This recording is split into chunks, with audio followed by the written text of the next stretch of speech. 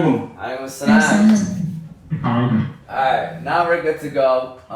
We got people watching, got people tuned in. Sorry guys, I just wanted to figure that out right quick. But we are live. We are live. What's going on, everybody? This is Omar Thabet here from Motivate Me 313.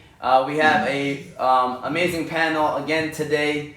I'm looking forward to this conversation. Just waiting for Aisha. Abeer, if you want to send that text to her, please. I did. I texted her. Yeah, so I'm on it. they want to watch, feel free to watch either one. Nabil Nagy, principal of Thabet, says, Salam Nabil, appreciate you. Nabil was tuned in last week. He enjoyed the conversation. I think he likes brother Omar Malik. That's what it is right now, because he came back-to-back weeks for you, brother Omar. So I think that's the situation right now. But in all seriousness, let's get this show started on the road. This is a Ramadan special. We have the panel, a great panel to discuss this conversation. I got my sister next to me. She's a teacher here. She wanted to make sure that it's known, and including myself, that, you know, we are here to learn. And we are trying to help as best as we can, but we're not here acting like that we know what we're talking about. That's why we brought brother Omar and brother Rashid in the building, because they're going to help us with some learning and some different activities that we can do to increase our deen, because that's what is the conversation today. Activities that we can do during the month of Ramadan, by the way, to increase our deen. Brother Omar Malik, who is the head chapter of Almaghrib Institute of Michigan. And then we got brother Rashid, who is a Imam, by the way. So again, today's topic is how can we increase our deen during the month of Ramadan? You know, through activities, through whatever it may be. How can we increase our deen? So first of all, brother Omar, you want to throw out an introduction and a hello to the people that are watching? Sure. Assalamu alaikum, everyone, and welcome to all the viewers. Thank you so much for having me again. Great topic and something that is on everyone's minds. So I guess your question was what to do in Ramadan, right? Yeah, I guess I just wanted you to introduce yourself, but before I even get to that first question, just wanted you to introduce yourself and wanted everybody to introduce themselves. So I'm going to let you go first, brother Omar, but I'm going to let Rashid, if you want to, brother Rashid, you want to introduce yourself? People out there who don't know you or might not know you. Assalamu alaikum, Rashid, live in Columbus, from Detroit. Not too much. I don't have too much to say, to be honest with you. 2019 fantasy football champ with O. So I definitely want to toss that in there. But A owner of Brownages as well, by the way. Shout out to Brownages, yes. A Band-Aid company. Mashallah, doing great work. So congratulations, Rashid, on that. And then you got the big sis in the building. I know I introduced you, but if you want to introduce yourself as well and what you do. I'm Abeer. I am a first grade teacher, and honestly, I just want to spread the joy of Ramadan and learn something new today for sure.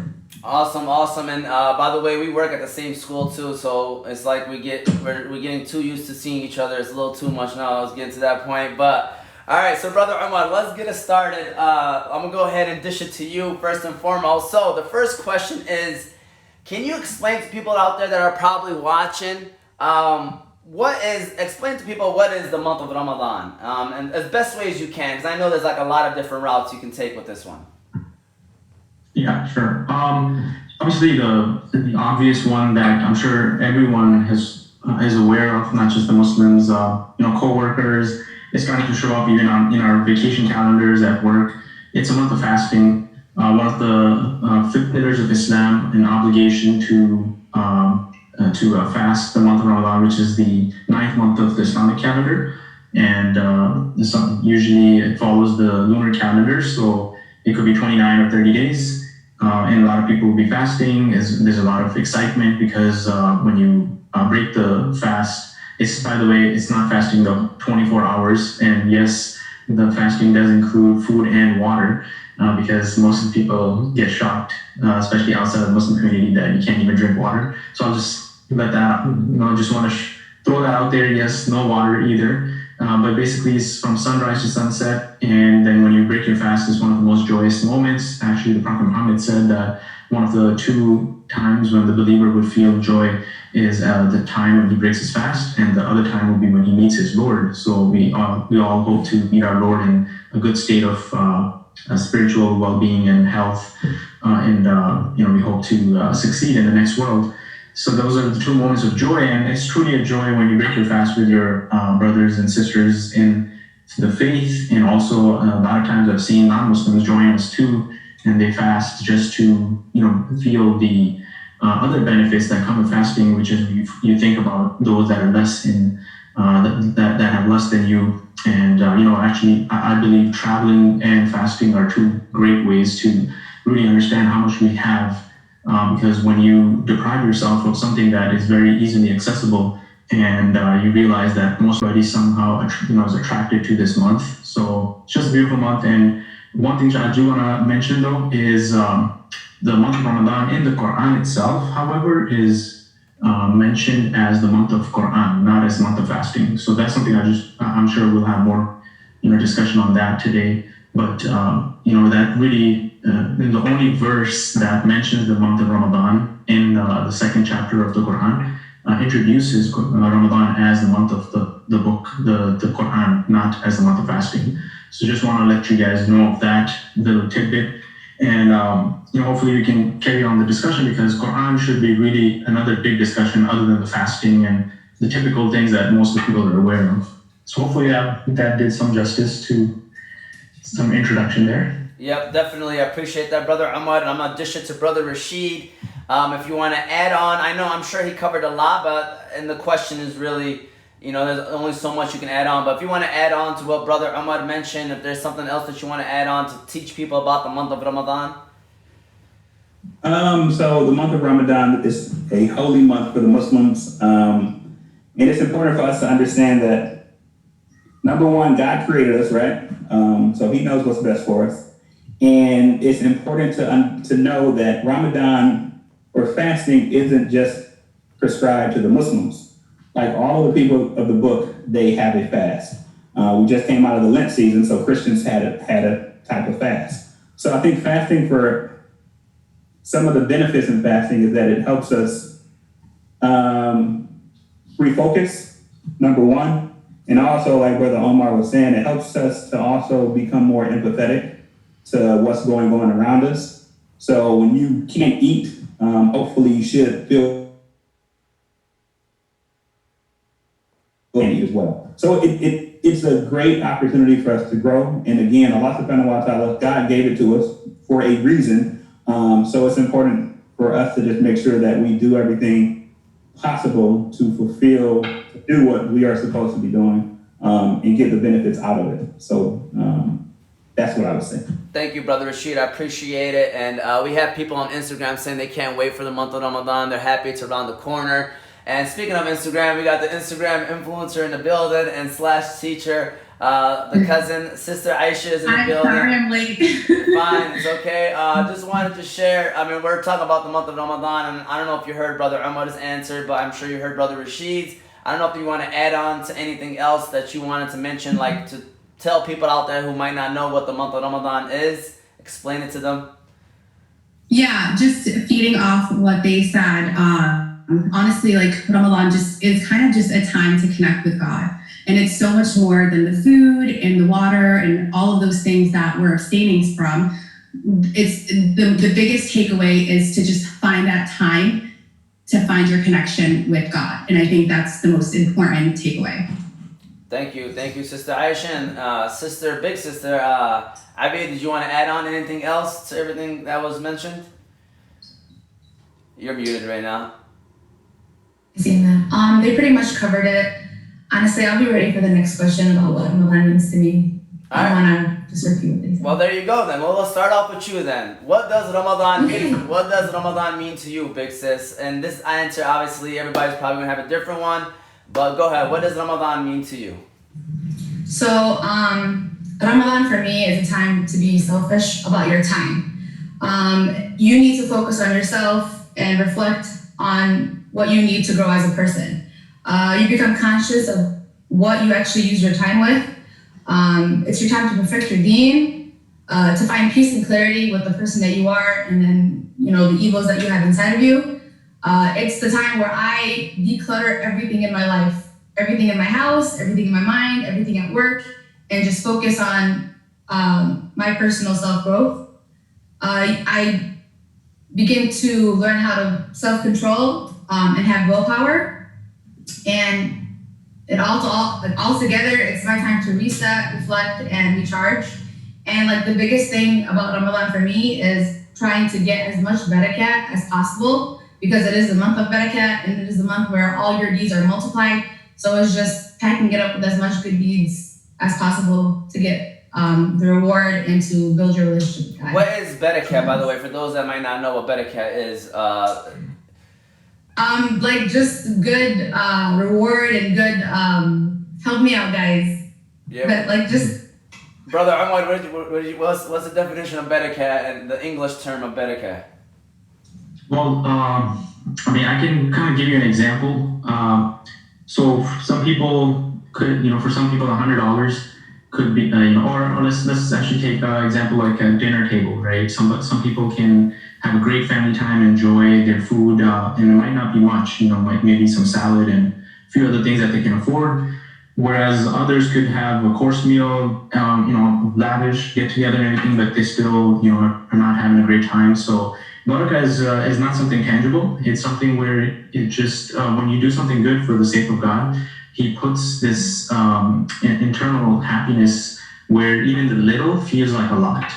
So that's kind of how I explain it. Great explanation. So Brother Rashid, I'm going to go to you now for what does Ramadan mean to you? If you want to answer that question. So like she was saying, it's for me, it's just a time for me to self-reflect, trying to get better. There's a verse in the Quran where God, Allah subhanahu wa ta'ala, says why He created us. And the reason why He created us was so that we can essentially, it's to be mindful of Him. So in the second chapter, verse 21, He said, He created us for a reason, to worship Him. And what's interesting to me is the verse about Ramadan or about fasting. Allah subhanahu wa ta'ala also says that's one of the reasons for fasting. It's for us to, again, get closer to Him. So to me, it's just this month helps me do what I'm supposed to be doing to make sure that I am, worshiping God the best way that He can be worshipped. There's a hadith of Jibril where what is a Muslim, what is Imam, what is Ihsan. So the month of Ramadan is the closest we get to that Ihsan, to that perfection that we can get to when it comes to what we are here to do. And even in that hadith, it talks about how, you should worship God as if you can see Him. And if you can't do that, at least worship Him as if you know that He's watching you. And I think during this month, this is what we do. Like, we don't eat, we don't drink, even when no one's around watching us. But we know that God sees us. So therefore, we don't do it. So during this month, it's honestly the closest we get to the perfection that I think we can get to. And that's one of the special things about the month to me. Thank you so much, Brother Rashid. Both of you so far great answers. And a couple people were saying that barakat can also mean blessings. That a couple people, I know we got Tony and also, like I said, Nabil, Principal Nabil also mentioned that. So, Sister Aisha, I'm gonna ask you the same question. What does Ramadan mean to you? Yeah, so feeding off of what everyone said, honestly, Ramadan is really, to me, it's about spiritual discipline. And when I say that because obviously we know kind of like the gist of Ramadan, it's the most blessed month, but it's truly teaching yourself how to be disciplined, because it's like going from how you were before into entering this month. It's almost like we know the value of each day. And if you are having faults one day, then you have the next day to keep self-correcting. And it's just a way to really continue to be a better person and to come out of Ramadan taking what you learned and continuing that. And it's really about self-reflection, like he said. And especially during this time, like last Ramadan, we didn't go to the masjids because it was closed, like the mosques. And it was really about like, are we able to, take the entire month of Ramadan and to really be disciplined at home? It's so easy because no one's watching. Are we able to pray Tarawih at night when no one's watching? So last year, it was really about self-discipline and making sure that I was using my time wisely, even when no one was watching me. So I think just self-reflection and really having that connection with God, and to really just sit down and to make those prayers, and to really, and to give charity, and we believe that during Ramadan, the devil is locked up, and to really just look deeper within ourselves and how can we come out to be, and to carry this even after Ramadan is over. So it's that connection with God is so important. Definitely, and I like how you mentioned about carrying it over even after Ramadan, because that's definitely very important. And before I even pass it to you, Brother Omar, I just want to mention to people that are watching is that, we're all here to learn from each other. At least I'm speaking for myself. I'm definitely no perfect human being, and I'm trying to even learn from myself. So I think I'm going to reflect back on this video after we watch this, just so I could take some notes as well. So, and I'm sure a lot of the people on the panel will agree with this as well, that we're all here to learn from one another. Brother Ahmad, now I'm going to ask you the same question. What does the month of Ramadan mean to you? Yeah, I mean, everyone said amazing things, mashallah. I'll just add, for me, if I was to summarize it in one word, it would be hope and legacy. Because some of the people have really changed their lives for the better because of the month of Ramadan. And one of the tricks of the devil is, especially for those who feel spiritually dead or away from God, is that, for example, if anyone has ever felt this trick of the devil, you can post it. We would love to hear it. But for example, you might say that, you don't even pray, so what's the point of fasting, right? So it's that kind of mentality. In fact, this month of Ramadan gives that opportunity and hope to show and prove to ourselves that the best version of ourselves. So the idea is that food and even food and drink and normal things day to day, which are completely allowed to us outside of Ramadan, if we're able to discipline ourselves with things that are actually allowed in our religion, then we should be able to discipline ourselves with things that are not allowed in our religion, because we have the option to go and open up the fridge and have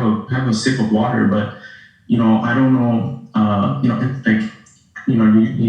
sure I'd be speaking for most of the Muslims that nobody would dare touch even a sip of water, even if nobody's watching. And it's creating that discipline and that God consciousness automatically.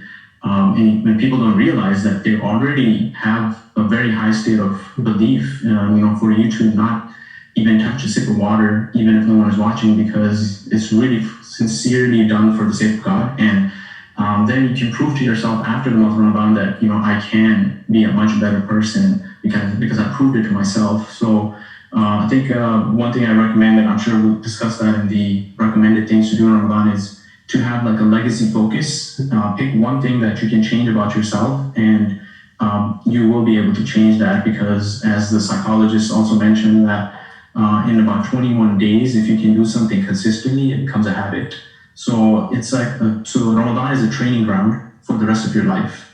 It's a mistake when people only go full-fledged into Ramadan and then they already have, made up their mind that after Ramadan's over, they're going back to their old ways. But to really benefit from Ramadan is to pick something, just one thing about yourself that you will change, and then let it carry through the rest of your life. And if you do that every Ramadan, it will be a beautiful experience of legacy building and leaving something behind for generations to come, and obviously improving yourself in the process.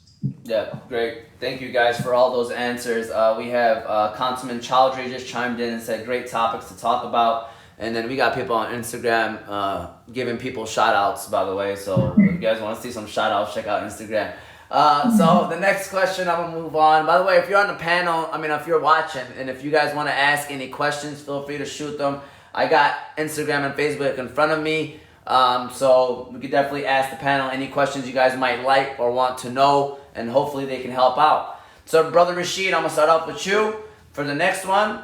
And it's, what are some activities people can do during the month of Ramadan to improve their deen? I guess this was the title of the topic, even though I had to get more detail about some stuff. So I guess activities, and my sister asked me earlier, she's like, what kind of activities are you talking about? I'm saying any activities. any activities that you can come up with. I'm sure you guys are gonna have different answers. So, Brother Rashid, the mic is on you. All right. So the first thing I would say, to Brother Omar's point, is to make your intentions. To go into Ramadan hoping to change. A lot of times we treat Ramadan like a diet, where we should be treating it like a lifestyle change. And I know I go on diets all the time, so I know exactly what I'm talking about. Where I say I'm going to lose 20 pounds, and then when I hit my target weight, I do everything that I was doing before that made me start on the diet in the first place. So we need to view Ramadan as a lifestyle change, which meaning we enter it, we set a plan, we say we're going to improve on these things, and we're going to, the good habits that we picked up during Ramadan, we need to continue them on afterwards. Like Brother Omar said, if you're already thinking, I'm going to go to the casino on Eid, like what's the point? So we just got to make sure we're going to it with the right intentions. Some things that I do that helps me out. Number one, like I don't watch TV during the month of Ramadan, and I think it causes a lot of times we BS ourselves sometimes because we say we don't have time to do to focus on our religion. But during this month, I realized that that's all BS because I cut off TV, no music, no nothing, and I have to try to find ways to fill my time, right? So, and the best thing we can do is again attach ourselves to the Quran. So do that. I know a lot of times this is going to sound a little bit controversial, but when it comes to Taraweeh, a lot of times we like to just go to the masjid, make Taraweeh, and then leave. I am a believer that one of the purposes of Taraweeh was to actually preserve the Quran, so to speak. So during the Prophet's last year, he recited the whole Quran twice with Angel Jibril. And to me, from a contextual standpoint, that means that he wanted to make sure he got everything right? So we as Muslims, we also have the opportunity to help preserve the Quran. And even if it just means, getting Surah Qul Huwa Allahu Ahad, Allahu Samad. I mean, just making sure we perfect on the recitation. But a lot of times we go to Taraweeh just to stand behind the Imam. We don't really think about what's being said and we just leave. So one of the things that I try to encourage people to do is get a group of people that know maybe the same amount of surahs you may know, and then do Taraweeh that way. I mean, maybe once or twice a week. Get them, say the surahs, and have them correct you if you mess up on any of the tajweed or any of the recitations. But I think, again, part of this is making sure that we do our part to preserve the Quran. We may not be hafiz, but we can still be a hafiz in the fact that we can preserve the Quran. And I think that's one of the beautiful things about it is just when we do pray, let's make sure we get as much out of it as possible. So those are a couple of things that I would say. I know I don't want to ramble on, so I'll pass it on to someone else. All right. Thank you, Brother Rashid. And before you pass it on, I'm going to put you on the spot with a question from a good friend of ours, Zach Zidani. And he asked the question, and if somebody wants to help out with this answer as well, feel free to jump in. Shaking hands with the opposite sex during fasting. What's your take on that? And I just want to share, obviously, with COVID and all, I guess we ain't shaking hands anymore, but just in general, he asked the question, so I want to know, what are your thoughts on that? I mean, he wants to know, what are your thoughts on that, I guess? I mean, I would definitely, if you can avoid it. But that's during Ramadan or not during Ramadan. If you can avoid it, I know we live in a world now that it sometimes it's a little bit difficult. But I mean, I would have to talk to a mufti or someone to get a fatwa about whether or not that breaks the fast and things like that. I know depending on what madhab you may follow, some people say when it comes to even kissing your wife may break the fast. So I mean, that's a question that's way above my pay grade. So I hope that. But kind of answered it, Omar, because of COVID. You can definitely use that as an excuse. There you go. With COVID. All right. So Aisha, Zach to stop touching hands with people. Yeah. On email. He's watching, so he can hear you. All right, Aisha, I'll pass it to you now. By the way, Aisha, the reason why I thought she'd be a great person for this topic, she actually is the one that brought this up to me to do this topic. And she's been doing Instagram videos about Ramadan and things that people can do and foods and activities. So I was like, you know what? Thank you so much. This would be a great idea. So I'm sure you have some great activities that people can do during the month of Ramadan to improve their deen, Aisha. Yeah, for sure. I think,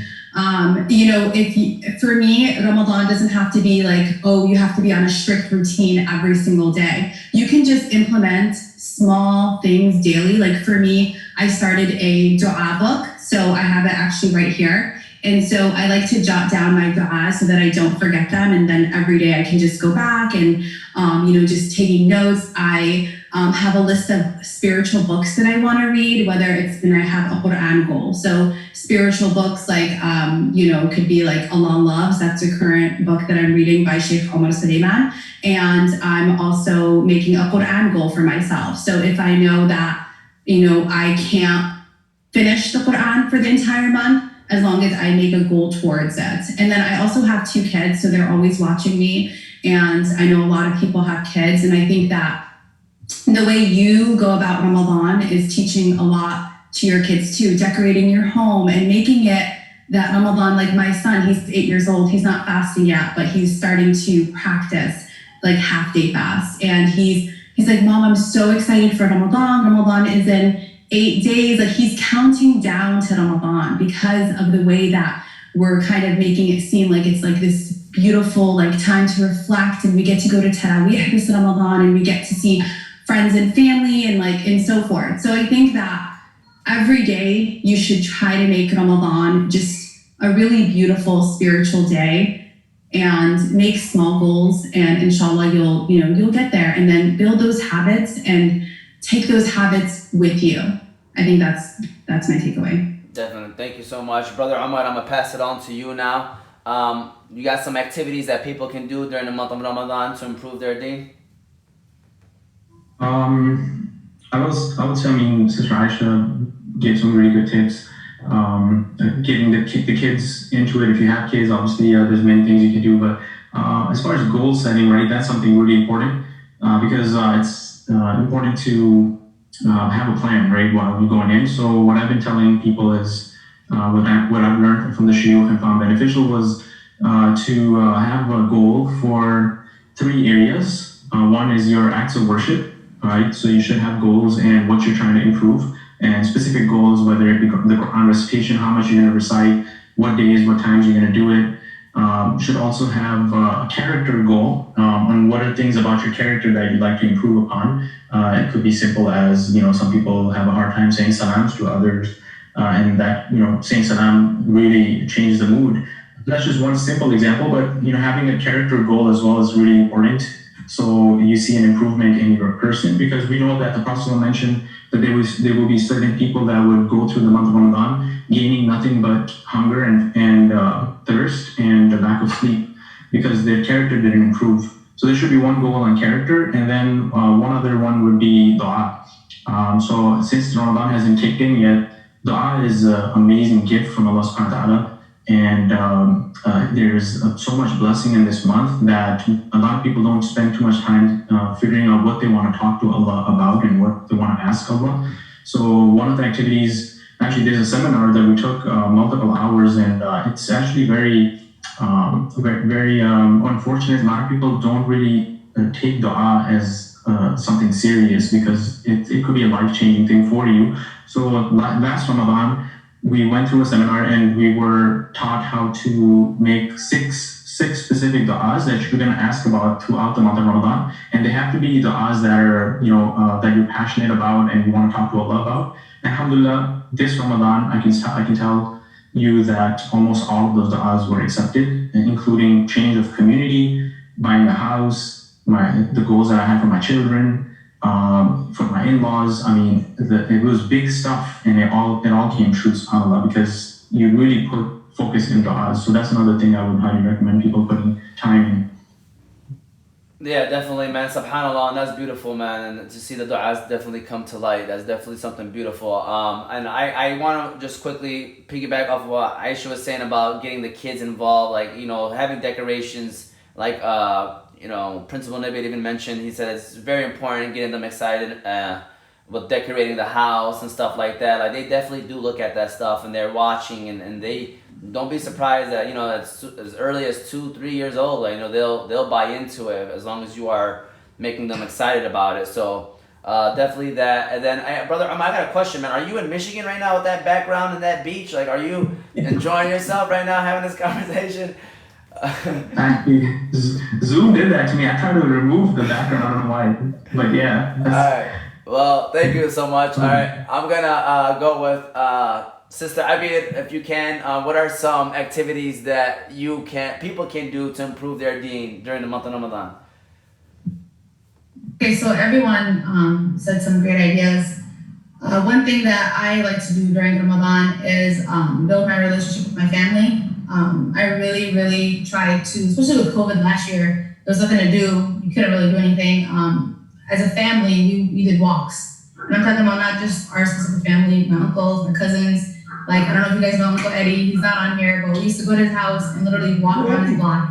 So we would, you know, just build our connection, and like it made all of us stronger as a family unit. Just that we together as a family, even with the younger kids, just doing things like, you know, picking up litter while we're walking. Those small deeds that you don't really think about, you know, doing, but just showing, being an example for your children. Planning healthy meals together. Like, it's not a girl thing. It could be a whole family thing, you know? I was talking to my brother earlier that we tend to really like only think of ourselves and our families, but there's converts out there that families don't celebrate or participate in Ramadan. So we have to remember them and reach out to them, even if it's sending a mail to them or doing a virtual iftar, now that we can't really, you know, be together like that. And just remembering the elderly, remembering the sick, remembering the orphans, thinking about how they're able to be. Like, we're all blessed, you know, we're good, but just remembering the ones that actually need the spirit of Ramadan as well. So family and people outside of your family. Oh, and one thing that I wanted to add was like giving back. I know we have our own like family that we help back home or whatever, but another great thing that I would suggest for people to join is Launch Goods Challenge, where you know, budget your money and you give a certain amount. There's cars outside. I'm sorry, I can hear it, but whatever.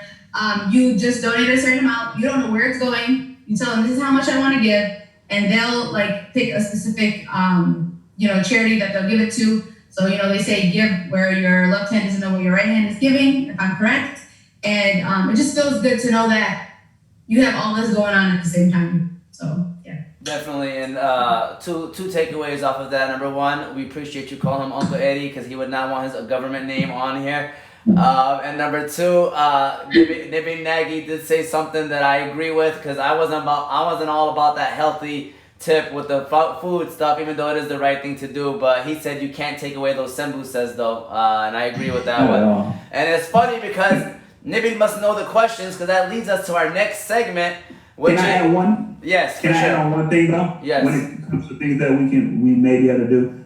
So I know a lot of times we like to try our best to read the entire Quran during the month of Ramadan if we are able to. I know sometimes that can be a little difficult for some individuals. So you start off with the intention, I'm going to read the whole Quran, then you start, you know, getting behind. So one of the things that I used to do is I would intend to learn at least one surah during this month. So with my Quran reading, I'll try my best, but sometimes if I fell short, I would set a goal to learn or memorize at least one additional surah during this month. And when it comes to our children, last year we tried our best to make sure that our kids learned the 99 names of Allah subhanahu wa ta'ala during this month. So it's just small things. And if they don't learn all 99, if they only learn 10 of them, alhamdulillah, it's still a little bit, you know, it's still beneficial to them. So. Alhamdulillah, definitely. Thank you for adding on to that. And so what we were talking about is getting into food. And I know, Aisha, this one I'm going to start off with you because I know you had some videos about food as well. So Aisha, do you want to tell us what are some foods that people eat during the month of Ramadan that people don't usually eat in other months of the year, or just any kind of foods during the month of Ramadan that you want to recommend or talk about? It's more of like a fun question here, so I guess we can get creative with this. So go ahead, Aisha. Yeah, so it definitely varies like culture to culture, but I'm Yemeni American, so we definitely throw it down in the kitchen. I don't, so I live in Dallas and my whole family lives in Michigan. So my cousins, so unfortunately, like I don't get to have my mom's food or like, those are my cousins, by the way, Omar and Abeer. So I don't get to have that food, but I try to make some of it. But me and my husband, we really like to eat healthy. So during Ramadan, because we don't want to like like you make all this food and it's only me and him fasting. And then you take like 2 bites and you're full, right? So, but culturally wise, we love sambusas and we love shirba with halib, which is like a soup with milk. That's like one of our favorite things. We love adas, which is lentil soup. And then like lots of meats and rices and just so many different foods. I think that's like the one time you're just like looking forward. And there's actually like a statistic that said that people in Ramadan are like more in the kitchen than they ever are in the whole entire year. So it definitely brings you together, which is a beautiful thing. So. All right, thank you for that. And Brother Omar, I'm going to go to you next. I know you're not going to let Sister Aisha say that Yemenis throw down and not be able to stand up. But go ahead, Brother Omar. Actually, to be honest, we actually end up eating more Yemeni food than Desi food, because our food is killer. Not the best Ramadan friendly. If you want to ruin your Tarawih, then have some Desi food. So definitely recommend whatever they're cooking in the kitchen. The only advice I would say, I'm not a good food guy. I'm really bad at it, but having a good wife that cares for you and makes good food and healthy food removes all the stress. But just for the husbands, I'm sure the wives would agree. I try to avoid parties where the whole thing is on my wife to try to have these large gatherings, because it really affects their worship. So that's one thing I would say when it comes to food is if you really want to do it, the best place is to do it at the masjid, which I know is not possible these days, because that way you're still having the iftar together, the community feel, and you're not putting burden on one family member. But if you're gonna do it at the house, then maybe make it a potluck and request people to give a menu, so that the food is not just all sweets or a bunch of kunafa, and it's just balanced. But I just hope to not fall into my own advice, make the same mistake that I'm advising people not to. But yeah, it's a difficult one, because when you're breaking the fast, sometimes you can't hold yourself back. So just being disciplined is what I would say. Definitely. Thank you, Brother Omar. Great points right there. And everybody's making some great points on every answers, by the way. And I appreciate all of you. Sister Abeer, you want to add on to the foods that are being eaten during the month of Ramadan? And Nabi Nagy said we could also support local restaurants, by the way. He threw that out there during the month of Ramadan for iftar dinners. So yeah, go ahead, Sister Abeer. So just because I said, make healthy food doesn't mean that we actually do it. I'm gonna nose. I'm gonna you guys be skinny, but I'm gonna like this food. And it's supposed to be quality over quantity, but I'm gonna want quantity. But anyways, my mom, mashallah, I love her to death. Like she's she throws everything down, whether it's shurba, sambusa, fatuta, qamata, tamr, shafud, sha'iriya, asli, maraq, I don't know. There's so much food. We need to work on that. Like honestly, this year my goal as a family is to really push more of the prophetic foods that would help us with our fast and not cause us to be drowsy and groggy through work or whatever. So food that would give us energy. Wish us luck. Because we always end up with our Yemeni food for sure. And we also have to remember that it's a sunnah to make sure that, we only eat a third of food, a third of water, and a third of air. And we really have to focus more on our, following the deen and really paying attention to our salah and our 5 pillars. But, food is important, so definitely.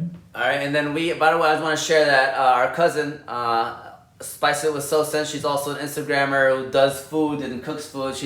And also Aisha's sister, me and Abeer's cousin, she said that Yemenis do throw it down in the kitchen. And I just want to give her a shout out Instagram. I don't. There's a difference. I didn't think Yemeni. I said I don't throw it down. Yeah, so she mentioned that. I'm just gonna give her a shout out. Maybe she can invite me over for some iftar dinner one of these days. Just throwing that shout out there. Brother Rashid, you want to add on to all these different kind of foods that are happening during Ramadan? Honestly, for me, it's samosas as well. So first off, if family's listening, shout out to Conan Cafe. Every single year, his wife prepares me a huge box of samosas, and I eat those throughout the month. So if he's listening, I ask your wife if she doesn't mind. I know a lot of people eat dates during this month. People want to take my Muslim card away from me because I don't like dates. And I actually ask people if, we like to share, pass the date around, when we break our fast.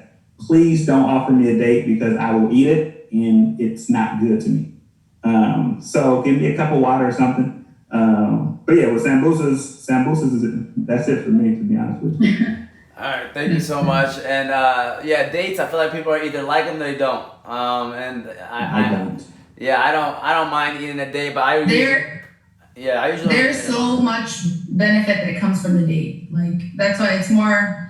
I can't really tell you off the top because I was like that, and now we eat dates every day, whether it's Ramadan or not. Yeah, dates definitely good for you. Yeah, definitely. All right, so my next question, and by the way, like I said, people that are watching, feel free to shoot away any questions that you like. Coney Cafe, of course. He as soon as family's name is mentioned, I feel like he gets alerts, Rashid. He gets alerts because I haven't heard from him in a while. Then he comes in saying "choop." All right, so he hits you with the Uncle Eddie choop. So going on to the next one is some random facts about the month of Ramadan that some people may not know. And I'm gonna go back to Brother Omar. I think we're starting back off now again to Brother Omar. So, and what I mean by this is I guess you can go anywhere with this, like facts that people may not know that people might be going through, people who are fasting, and so I guess what are some random facts about the month of Ramadan that some people may not know?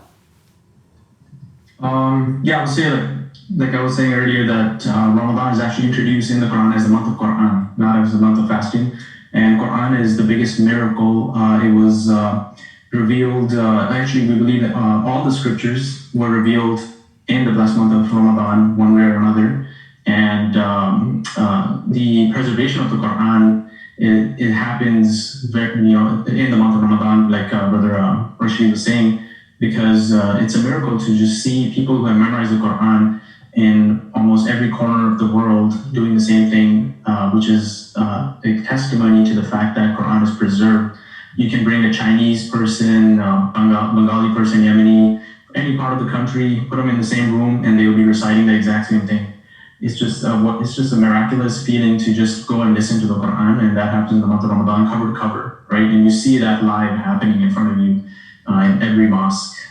That it starts from the first letter all the way to the last letter, just through the memory of people. And some of the people who have memorized it are in their teenager, So that's just something I find amazing about it. And also something unique is the standing at night. Usually we don't, outside of the 5 daily prayers, we don't really stand up at night together in congregations in that manner. But that also is unique about Ramadan, where the Quran is being recited cover to cover. So that also adds the special aspect of Ramadan. And also, I guess, Quran was reviewed twice in the month of Ramadan, close to the death of the Prophet Muhammad. So special month in that sense. Hopefully others have something else to add. Yeah, for sure. Thank you so much. And then Fahmi, of course, says Omar's goal for Ramadan should be to stop bashing me. Tony, that is true. I am going to work on that. I definitely need to work on that. All right, Sister Abeer, I'm going to go. Yeah. Sister Abeer, I'm going to go to you next. Facts about Ramadan that people may not know. Correct me if I'm wrong, but I had the honor of completing Umrah during Ramadan 2 years ago with my brother Ali, and the benefits are equivalent to Hajj, I believe. Yes. With the Prophet. With the Prophet, there you go. And it was crucial, and I was able to do it with my son and my mother and my grandmother and my sister-in-law and her mom and my brother. So it was a beautiful experience, and so that's it. If you have a chance to go do it, I'm gonna do it during Ramadan. That's my That's your fact. That's your fun fact. I know you were mentioning something about students too. I know you wanted to touch on students and mention that you were talking to me about this beforehand.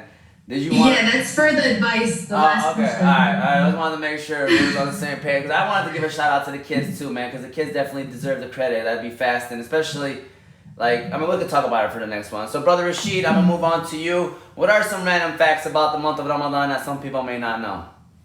Some random facts about the month of Ramadan. As Brother Omar said, the Quran was revealed during this month. The Battle of Badr was fought during the month of Ramadan, so the Muslims won the first battle. The Muslims also came back and conquered Mecca during the month of Ramadan. So it's a lot of different blessings that happened during the month, to be honest with you. Random facts. That's all I really got. It's just a blessed month. I think I have another fact. Go ahead. I read this. So the word Ramadan itself derives from the word ramad, which is like scorching heat. And basically it's like a representation of like the sins of a pious person being erased. And like also, in the Middle East, it's like the hottest time of the year. So that's why it's called Ramadan as well. So that's like another All right. fun fact. There you go. Thank you, Google. Sister Aisha, do you want to add on to the random facts? You're muted, by the way, Aisha. Yep. Yeah, so kids don't have to fast, so that's a random fact until they reach puberty. So that's, I know a lot of people ask, like, what's the age of fasting? So it's puberty is when you start to fast, but before that they can practice. And then another random fact that I get this asked a lot is, why does Ramadan move every year? It's because we follow a lunar calendar, and the lunar calendar only has 354 days, and our regular calendar has 365 days. So that's why we move up 11 days every year. And so that's I know that I get those two questions a lot from my followers, but that's all I got. Yeah, definitely. No, for sure. And I appreciate all of you mentioning those things because, again, this is information that some people may not know. Random fact about Ramadan. Air Canada and Air Rashid. Okay, I guess that's what he's saying. His random fact about Ramadan. That's him. He's saying Air Canada and Air Rashid is his random fact. It's an inside joke, ladies. I might not even understand that one, but we're gonna let them go with that one. So the last question and the last comment basically is for everybody's, if you had to give advice to people about the month of Ramadan, what would it be? And I know you guys all have said some great things for people out there that are watching, but I guess one piece of advice that you would give them, like the last thing to end this conversation with, I'm going to start off with Brother Rashid, if that's okay, and then we'll go from there. So Brother Rashid, what is, if you had to give advice to people about the month of Ramadan, what would it be and why? Just take it serious. Commit to it. Do what you can. It's an extremely, beneficial month, and it can definitely change your life. One of the things I like is after Ramadan, we Muslims, we celebrate Eid al-Fitr, and I always find it interesting that Fitr means the celebration of the break fast, but it's so close to Fitra, which is like the natural disposition that we have. So I think of it as when we exit out of Ramadan, again, this is as close as we are to that natural disposition that we can get to. So again, it's just take it serious, go in with a plan, set some expectations, set some goals, and do everything you can to actually meet those goals, and attach yourself to the Quran as much as possible during this month. Thank you so much, Brother Rashid. Sister Abeer, you want to go ahead and go next? For me, I always preach the 5 Ps. Proper preparation prevents poor performance. You can ask my first graders. You say, what's the 5 Ps? And they'll tell you. Proper preparation prevents poor performance. Go on with the plan, just like Rashid was saying. But the biggest thing that I want to kind of touch upon is the younger generation of students. I see us, we struggle. I wake up to, you have to know your body. You have to know what you can do and where you can actually focus more. So if you are a morning person, stay up after Fajr and get whatever you need done during that time. If you are an afternoon person, after Sarawih, get whatever you need done. You just go in with a plan. Take your naps in between to conserve your energy, and eat the frog. eat the frog first thing so you don't have to worry about it and you can focus on whatever you need to do between you and your God.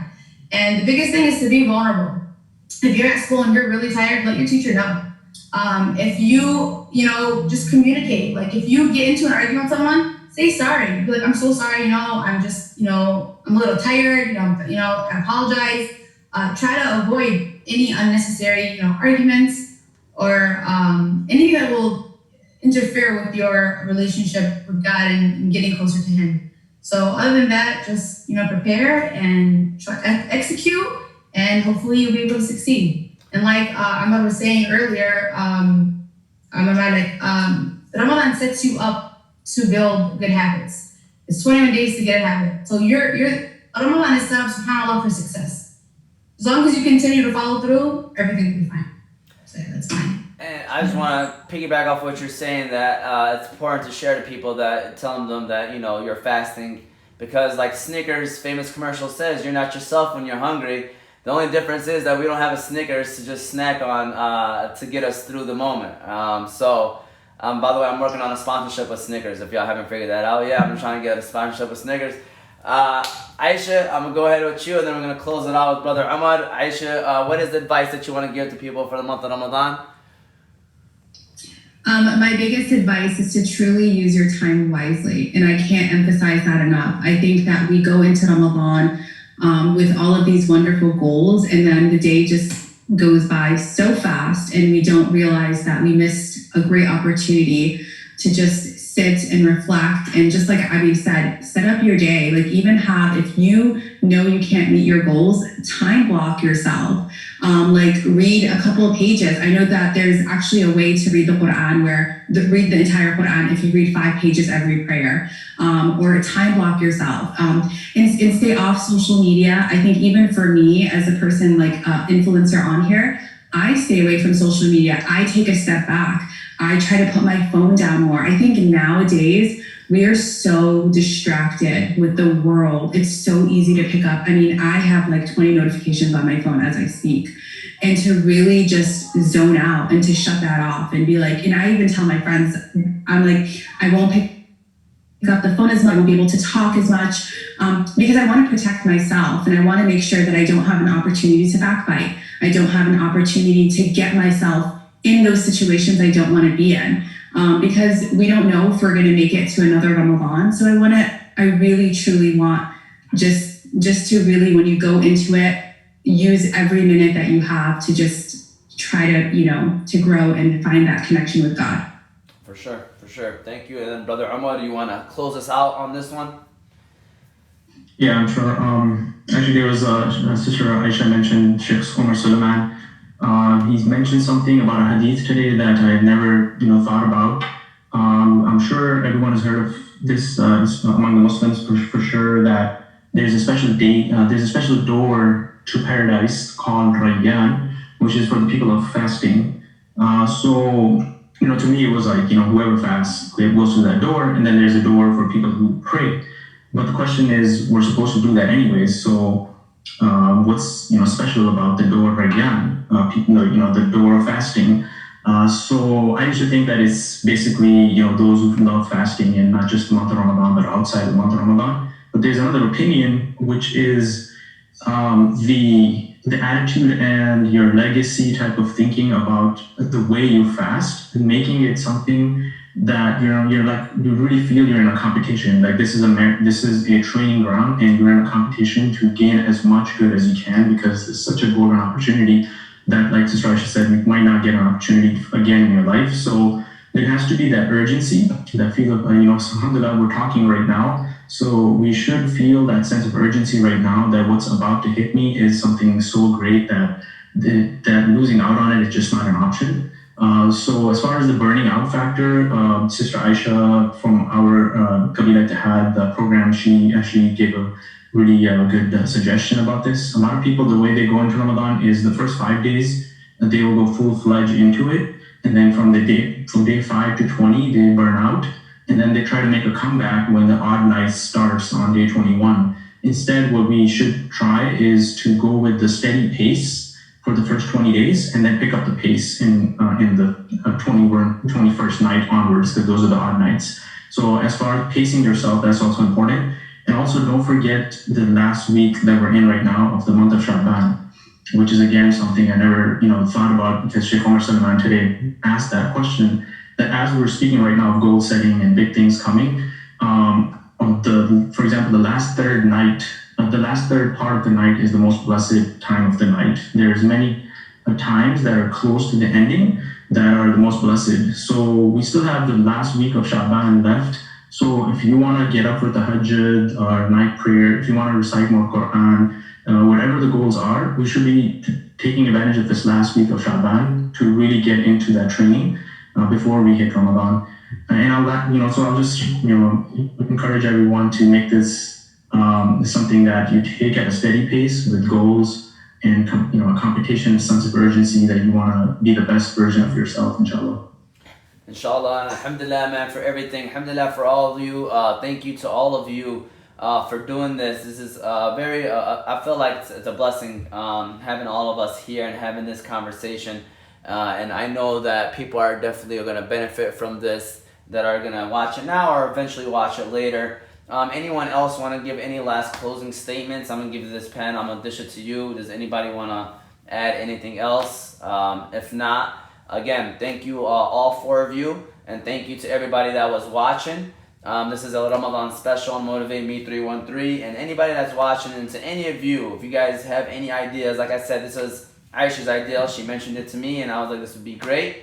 So if you guys have future ideas, I would love to do them. I'd love to have you guys on again.